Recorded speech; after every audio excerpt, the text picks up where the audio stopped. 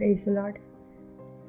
प्रभू येशूच्या नावामध्ये आज मी तुम्हा सर्वांचा पुन्हा एकदा या माझ्या यूट्यूब चॅनलवरती मी तुमचे मनापासून उपकार मानते. मी तुमचं स्वागत करते. तुमचा प्रभूच्या नावाला मी धन्यवाद देते की आज या नवीन वर्षाच्या दिवशी, नवीन वर्षाच्या या पहिल्याच दिवशी परमेश्वराने तुमच्याबरोबर जोडण्यासाठी या चॅनलच्या माध्यमाने मला पुन्हा एकदा संधी दिली. त्याबद्दल मी प्रभूच्या नावाला धन्यवाद देते.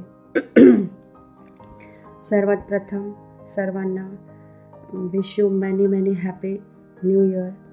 येणारा हा नवीन वर्ष तुमच्यासाठी आशीर्वादाचा, आनंदाचा आणि प्रभूमध्ये वाढण्याचा असणार आहे माझा विश्वास आहे.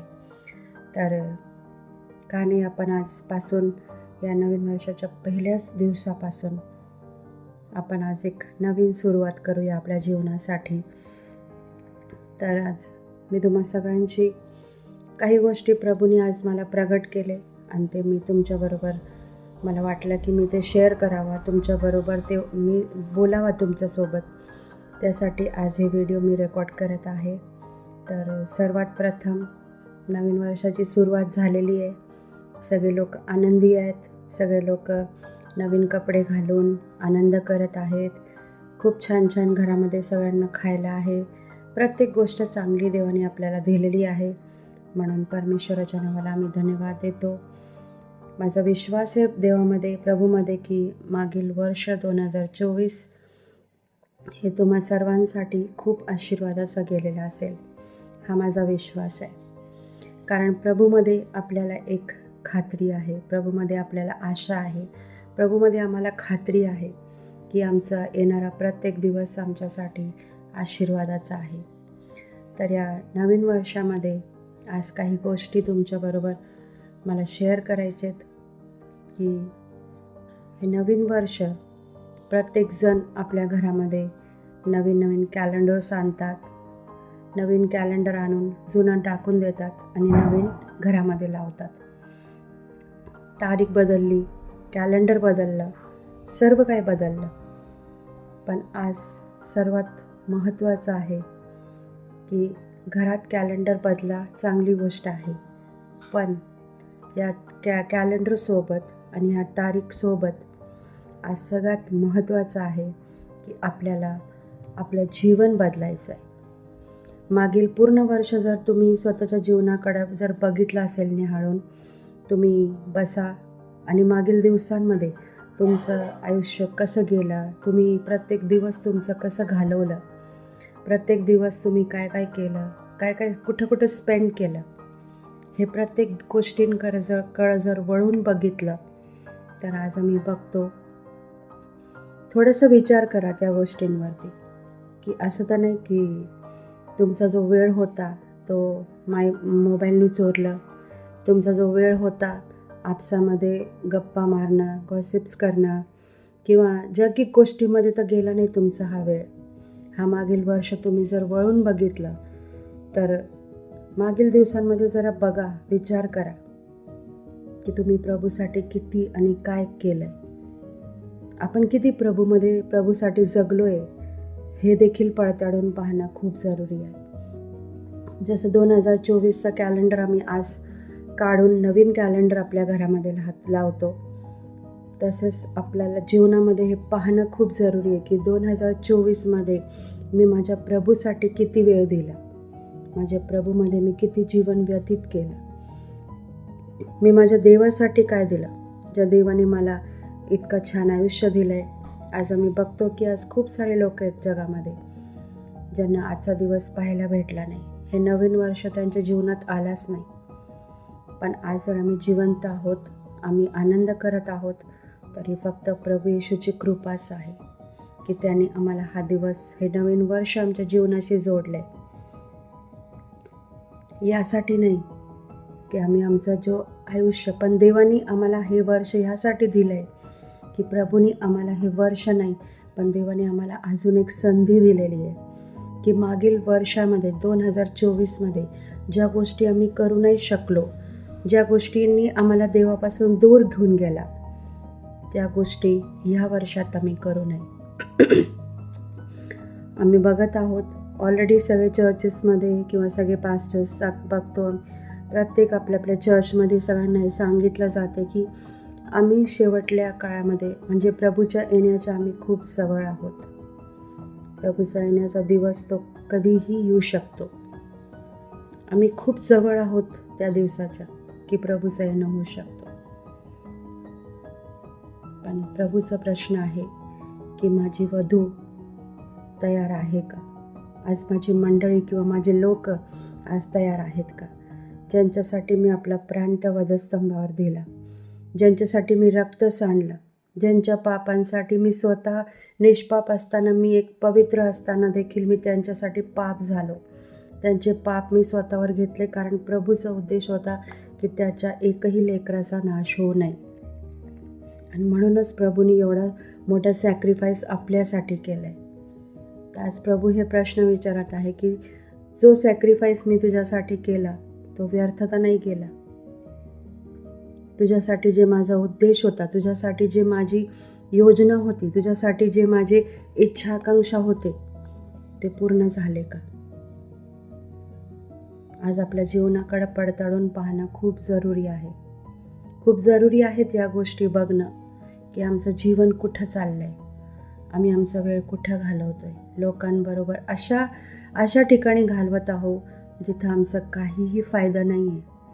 कारण हे जग आहे ना, जगातमध्ये कुठली पण जी गोष्ट आहे ती आम्हाला फक्त काही क्षणासाठीच आनंद देऊ शकते. तुम्ही अनुभव घ्या, देवाने आपल्याला सगळे आशीर्वाद दिलेले आहेत ऑलरेडी. देव आपल्याला सर्व काय देतो, चांगला खायला देतो, चांगला अन्न देतो, आम्हाला गाड्या, घोडे, घर, सगळ्या गोष्टी आम्हाला देवाने दिलेले आहेत. प्रत्येक गोष्टी देव आपल्याला देतो. मला सांगा, तुम्ही एखादी 20,000ची जरी तुम्ही एखादी साडी घेतली किंवा 10,000ची घेतली किंवा 5,000ची घेतली, किती पण महागाची तुम्ही साडी घ्या, त्याचा आनंद तुम्ही एकदा घातला, दोनदा घातला की तिसऱ्या वेळेस तुम्ही बोर होणार. हे नाही म्हणणार की ही 20,000ची साडी आहे, मी ह्याला आयुष्यभर जपणार कारण ही 20,000ची आहे. नाही आपण जपत. आपण लगेच 2-3दा घातलं की आपण त्याच्यातून बोर होतात लोक. कुठली पण गोष्ट बघा, देव आपल्याला नवीन घर देतो, सगळं काय देतो. नवीन घर बांधूस्तवर त्याची सगळं त्याचा थँक्सगिव्हिंग होईपर्यंत सगळ्या गोष्टी 1 महिना 2 महिना म्हणा, खूप आनंद वाटतं. सगळ्यांना दाखवतो आपण, एक आनंद होतो, सगळ्यांना बोलवतो, आनंद होतो, फोटो टाकतो, हे करतो, सगळं काय करतो. पण 2 महिन्यांनी 3 महिन्यांनी ते घर शेवटी आपल्याला असं वाटतं की आता झालं. आयुष्यभर तुम्ही त्या घराचे फोटो काढून टाकत नाहीत तुम्ही इंटरनेटवर. काही दिवसांपर्यंत, काही महिन्यांपर्यंत किंवा काही वर्षापर्यंत तुम्ही त्याचा आनंद घेणार आणि नंतर तुम्हाला ते देखील बोर वाटायला लागेल. तर म्हणायचं तात्पर्य हे आहे की जगात कितीही तुम्ही आनंद किंवा सुख शोधण्याचा प्रयत्न केला तर तो आनंद फक्त काही क्षणापुरताच आहे. पण प्रभूमध्ये जो आनंद आहे ना, तो सर्व काळ टिकणारा आहे. कारण देव आपल्याला जो आनंद देतो ना, तो आनंद आयुष्यभर टिकणारा आहे. आज विचार करा, तुम्ही इमॅजिन करा, समजा एक व्यक्ती आहे, तो आजारी आहे, अंथरुणावर खिळलेला आहे, मरायला टेकलाय, आणि प्रभू जेव्हा त्याला त्या आजारातून बाहेर काढतो आणि प्रभू जेव्हा त्याला एक जीवनदान देतो, जेव्हा त्या आजारातून त्याला बरं करतो परमेश्वर, तर तो आनंद तुमच्या 20,000च्या साडीपेक्षा आणि तुमच्या लाखोच्या घरापेक्षा खूप मोठा आहे. कारण त्या व्यक्तीला जीवन मिळालेलं असतो. आणि आमच्यासाठी जीवन हे खूप इम्पॉर्टंट आहे. मी म्हणत नाही की तुम्ही चांगले कपडे घालू नका किंवा चांगल्या घरात राहू नका. प्रभू तुम्हाला सगळं देणार आणि दिलेलं आहे आणि अजून देणार. पण या सगळ्या गोष्टीमध्ये आम्ही आपल्या देवाला किती वेळ देतो हे सगळ्यात महत्त्वाचं आहे. जोपर्यंत घर मिळत नाही, जोपर्यंत स्वतःचं घर होत नाही, भाड्याच्या घरात राहतो, जोपर्यंत स्वतःचं घर मिळत नाही तोपर्यंत आपण रोज प्रार्थना करतो. पण का घर झाल्यानंतर आम्ही तो वेळ आम्ही परमेश्वराला देतो का आपल्या त्या घरामध्ये इतका गुंतून जातो की प्रभूशी बोलायला देखील आपल्याकडे वेळ नाही उरत. आणि सैतानाला हेच पाहिजे. सैतान तुमची साडी, तुमचं घर नाही चोरणार, तुमचे दागिने नाही चोरणार. सैतान तुमचा वेळ चोरणार, जे तुम्ही प्रभूसोबत घालवता. किंवा तुम्ही रोज ठरवता की मला 1 तास प्रार्थना करायची, मला अर्धा तास प्रार्थना करायची, मला 15 मिनटं प्रार्थना करायची. सैतान तुमची वेळ चोरणार, त्याचा प्रयत्न तो 100% करणार. पण या सिच्युएशनमध्ये म्हणूनच मी सांगते की ह्या नवीन वर्षाची जसं आपण सुरुवात करत आहोत, फक्त आपल्या घरातला कॅलेंडर बदलू नका. तर सर्वात पहिले आपला मागचं वर्ष पडताळून पहा की प्रभूला तुम्ही किती वेळ दिलाय, प्रभूला आपण किती वेळ दिलाय, प्रभूसोबत किती वेळ बसलो, किती वेळ आपण प्रभूची स्तुती करत राहिलो, किती वेळ त्याच्यासाठी त्याला आपण धन्यवाद दिलाय, किती वेळ त्याचा गौरव केलाय. कारण ह्या जगामध्ये येण्याचा उद्देश आपला फक्त जाऊन जॉब करणं किंवा ह्या सगळ्या जगिक गोष्टी हे आपल्यासाठी नाही आहेत. देव आपल्याला सर्व काय पुरवतो, पण ह्या सगळ्या गोष्टी आपल्यासाठी टेम्पररी आहेत. पण सदा सर्व काळ टिकणारा आमच्याकडे जे आहे ते म्हणजे आमच्या प्रभूसोबत आम्ही दिलेला आपला वेळ. हे सदा सर्व काळ राहील. आणि हे जे तुम्हाला शांती देईल ना, ती शांती तुम्हाला जगातली कुठलीच वस्तू नाही देऊ शकत, कुठली गोष्ट देऊ शकत नाही, कुठला मनुष्य पण देऊ शकत नाही. तुम्ही म्हणणार की हा माझ्यावर खूप प्रेम करतो, मग त्याच्या पायी तुम्ही त्याच्या प्रेमामध्ये असं होतं की तुम्ही प्रभूला वेळ द्यायचंच विसरून जाता, तुम्ही त्यालाच वेळ देत नाही. पण नंतर माहिती पडतो की ज्या व्यक्तीसाठी आपण प्रभूला वेळ देत नाही, काही दिवसांनी तो व्यक्ती आपल्याला धोका देतो. आणि मग नंतर आपण परमेश्वराची आठवण करतो. मग सगळं गमावून गेल्यानंतर का आपण परमेश्वराची आठवण करावी? जेव्हा आमच्या हातातून सर्व काही निसटून गेलं आहे, आमच्या हातातून सर्व काही निघून जातं, जेव्हा आपण निराश होतो, खिन्न होतो, जेव्हा आपल्याकडं कुठलीच आशा उरत नाही, तेव्हा आपण परमेश्वराकडं का जावं? त्याच्या आधीच का जाऊ नये? जर आपण त्याच्या आधीच गेलो तर आपल्या जीवनामध्ये जो दुःख आहे तो येणार नाही.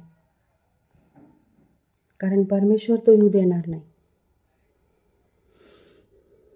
त्याच्यामध्ये परमेश्वर आपलं संरक्षण करेल, वेळोवेळी परमेश्वर आपल्याला मार्गदर्शन करेल, आपल्याला ज्ञान देईल, बुद्धी देईल, कोणाशी बोलावा, किती बोलावा, काय करावा. प्रत्येक गोष्टीसाठी देवबाप आपल्याला ज्ञान पुरवतो. बायबल हा खूप मोठा खजिना आहे, खूप मोठा खजाना, जे तुम्हाला सर्व काय मिळवून देऊ शकतो. पण बायबल तुम्हाला तेच मिळवून देतं जे तुमच्या मनाला खरी शांती आणि खरा आनंद देतो. टेम्पररी आनंद परमेश्वर देत नाही. जेव्हा आपण प्रभूसोबत आपला वेळ घालवतो, जेव्हा देवामध्ये आपण आपला वेळ देतो, वचनाला वेळ देतो, देवाची उपकारस्तुती करण्यामध्ये वेळ देतो, आपण परमेश्वराला प्रत्येक गोष्ट जेव्हा विचारून करतो, तर जेव्हा त्याच्यानंतर जेव्हा लाईफमध्ये कुठला पण डिसिजन घेतो आपण, कुठली पण गोष्ट जेव्हा आपण करायची ठरवतो, त्याच्यामध्ये आपल्याला अपयश मिळणार नाही. आपल्याला देवबाप इतका आनंद देईल ना, तो आनंद समवणार नाही, इतका आनंद आपल्याला परमेश्वर देईल. आज या नवीन वर्षाच्या दिवशी परमेश्वराने मला काही गोष्टी प्रगट केले, जे मला तुमच्यासोबत बोलायचे होते, जे चिन्ह बायबलमध्ये लिहिलेले आहेत, जे आपण बघतोय आपण खूप जवळ आहे त्या चिन्हांच्या, म्हणजे प्रभूच्या येण्याच्या आपण खूप जवळ आलेलो आहे. कारण बायबलमध्ये ज्या ज्या गोष्टी लिहिल्या आहेत ना, ते सर्व गोष्टी आता पूर्ण होत आहेत. हळूहळू सगळ्या गोष्टी ते पूर्ण होत आहेत. तर आपल्याला नाही माहिती आहे की प्रभूच्या येण्याला किती वेळ आहे, किती दिवस आहे, किती सेकंद आहेत, किती मिनटं आहेत, किती तास आहेत, किती वर्षे आपल्याला नाही माहिती आहे. पण हा जसा आज आम्ही बघतोय की बायबलच्या भविष्यवाण्या पूर्ण होत आहेत, तर वचनाप्रमाणे हेच आहे की प्रभूचा दिवस खूप जवळ येऊन टेकलेला आहे. आता वेळ आहे स्वतःला तयार करण्याची. तर त्या अहमदाबादमध्ये ज्या एअरपोर्टवर असं बोर्ड जे लिहिलं होता, म्हणजे की आता अशी वेळ येणार की ऑपरेशन करायसाठी डॉक्टरची गरज नाही लागणार, गाडी चालवण्यासाठी ड्रायव्हरची गरज नाही लागणार, सर्व काही रोबोट करतील. म्हणजे तुम्ही इमॅजिन करू शकता का की आपलं जीवन, जेव्हा एखादा व्यक्ती समजा आजारी पडला, त्याला ऑपरेशनची गरज असेल, तर त्या माणसाचं जीवन एका मशीनच्या हातात दिलं जाईल. कसं आहे विचार करा तुम्ही, कसं इमॅजिन केलं की कसं होतं की आपलं जीवन एक मशीनच्या हातात दिलं जाईल आणि त्याच्यावर ट्रस्ट केला जाईल की ते मशीन व्यवस्थित ऑपरेट करेल, म्हणून ऑपरेशन करेल त्या माणसाचं. माणसाच्या हाताने बनवलेली मशीन. गाडी रोबोट चालवतील. म्हणजे तुम्ही विचार करा की आपलं आयुष्य, आपलं जीवन आम्ही एका मशीनच्या हातात दिलं जाणार आहे. असे दिवस येत आहेत. इमॅजिन करू शकता की कसं असेल ना ते. आपलं जीवन फक्त प्रभूच्या हातामध्ये सेफ आहे. आपले लेकरं, आपला संसार, आपलं रोजचं जीवन, आपला पैसा म्हणा, आपलं घर, आपले गाड्या, जे पण आपल्याला प्रभूने दिले, ते सर्व फक्त प्रभूमध्येही सेफ आहेत. म्हणून आपलं जीवन, आपलं सर्व काही तुम्ही देवाच्या हातात द्या, प्रभूच्या हातात द्या तुम्ही हे सर्व काही. जेव्हा तुमचे लेकरं, तुमचं जीवन जेव्हा प्रभूच्या हातामध्ये असेल ना, तर प्रत्येक गोष्ट एकदम बेस्ट असेल. तर का नाही ह्या नवीन वर्षाच्या दिवशी आज आपण प्रभूच्या चरणी जाऊया, प्रभूला धन्यवाद देऊया आणि प्रभूला सांगूया की प्रभू, आम्ही आमचं जीवन तुझ्या हातामध्ये समर्पित करतो. तू पाहिजे तसं आमच्या जीवनाला चालव. आणि जेव्हा आम्ही आमचं जीवन प्रभूच्या हातात समर्पित करू ना, तर आपलं आयुष्य, आपलं जीवन खूप आशीर्वादित असेल. तर का नाही आता वेळ आहे की आपण आपले नेत्र बंद करूया आणि आपलं जीवन आपण परमेश्वराच्या हाती सोपवूया. प्रेमळ देव बापा, आजच्या दिवसासाठी, या नवीन वर्षासाठी प्रभू, मी तुझ्या नावाला धन्यवाद देते. थँक्यू या चॅनलच्या माध्यमाने आज प्रभू तू आम्हाला जोडले देव बापा. आज तू आम्हाला खूप काही चांगल्या गोष्टी बाप्पा प्रगट केलेत देव बापा. आज या जगामध्ये फक्त तुझी कृपा आहे बाप्पा, तू आहे म्हणूनच आम्ही सेफ आहोत. आज या नवीन वर्षाच्या दिवशी प्रभू, आम्ही आमचं जीवन, आमचं घर, आमचे लेकरं, तू दिलेले सर्व आशीर्वाद, सगळ्या गोष्टी, आम्ही आमचं जीवन सर्व देव बाप्पा आम्ही तुझ्या हातात सोपवतो. आमच्याकडे सगळं काय असलं, पण जर आमच्या लाईफमध्ये जर प्रार्थना नाही आहे, आम्ही जर तुला वेळ देत नाही आहे, तुझ्यासोबत आम्ही बाप्पा वेळ घालत नाही आहे, त्या जीवनाचा काहीच फायदा नाही आहे परमेश्वरा. म्हणून या नवीन वर्षामध्ये प्रभू, माझी तुमच्याकडे हीच मागणी आहे की या व्हिडिओच्या माध्यमाद्वारे प्रभू, या व्हिडिओला बघणारा प्रत्येक माझ्या भाऊ बहिणीला मी तुमच्या पवित्र हातामध्ये समर्पित करते. आमचं जीवन आम्ही तुमच्या हातामध्ये समर्पित करतो देव बाप्पा. सगळेजण माझ्या मागं बोलूया की प्रभू येशू, आम्ही आमचं जीवन तुझ्या हातामध्ये समर्पित करतो. आमचे लेकरं तुझ्या हातामध्ये समर्पित करतो. माझा पती तुमच्या हातात समर्पित करतो. माझं घर, माझे फॅमिली मेंबर्स, सगळ्यांना मी तुमच्या हातात समर्पित करते. जे पैसा तू दिलाय, जे गाड्या तू दिले, जे घर दिलंय, सगळं काय प्रभू आम्ही तुला समर्पित करतो. कारण तुझ्यामध्येच आम्ही तू दिलेल्या प्रत्येक गोष्टी आशीर्वादित आहेत आम्हाला देव बाप्पा. येणारा हा वर्ष, आज या नवीन वर्षाची जसं सुरुवात झाली आहे, तर आजपासूनच प्रभू प्रत्येक जण आपल्या हृदयाचं परीक्षण करू दे प्रभूजी, आणि आपलं जीवन त्याने तुला समर्पित करू दे माझ्या प्रेमळ बाप्पा. आज या नवीन वर्षामध्ये माझ्या व्हिडिओला बघणाऱ्या प्रत्येक माझ्या भाऊ बहिणीला मी आशीर्वाद देते आणि त्यांच्यासाठी सर्व शारीरिक, आत्मिक, बौद्धिक, आर्थिक आशीर्वाद त्यांच्यासाठी मी मोकळे करते. आणि हो दे प्रभू, असेच देवा रोज आम्हाला ह्या व्हिडिओच्या माध्यमाने तू आम्हाला आमची भेट घालवत आहेस, त्याबद्दल थँक्यू सो मच. आजच्या दिवसाचा सगळा गौरव दे बाप्पा, या नवीन वर्षाचा सगळा गौरव प्रभू आम्ही तुला देतो आणि प्रभू येशूच्या नावामध्ये आम्ही प्रार्थना मागतो. आमेन. Praise the Lord.